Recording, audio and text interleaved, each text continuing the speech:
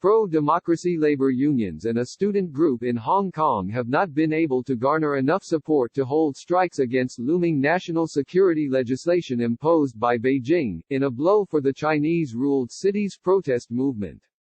After a year of often violent unrest, anti-government demonstrations have lost momentum due to higher risk of arrest, with recent rallies failing to receive police approval due to coronavirus restrictions on large crowds.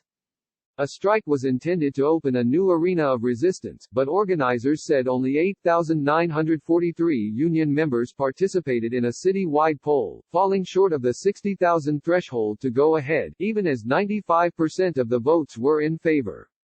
Separately, the Secondary School Students' Action Platform said it would not initiate a class boycott, as they fell short of some of their targets for in-person votes. Voting took place on Saturday, and the results were announced around midnight. The unions represented almost 24 industries, including aviation, transport, construction, technology and tourism. Most were formed in the past year as pro-democracy activists spearheaded the biggest push to unionize the laissez-faire, ultra-capitalist finance hub, where collective bargaining rights are not recognized, since Britain handed the city back to China in 1997. On Saturday, China announced details of the national security legislation, saying that Beijing will have overarching powers over its enforcement and signaling the deepest change to the city's way of life since the handover.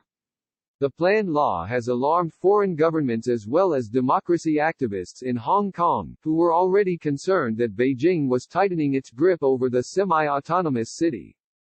Officials in Beijing and Hong Kong have sought to reassure investors that the law will not erode the city's high degree of autonomy, insisting it will target only a minority of troublemakers who pose a threat to national security.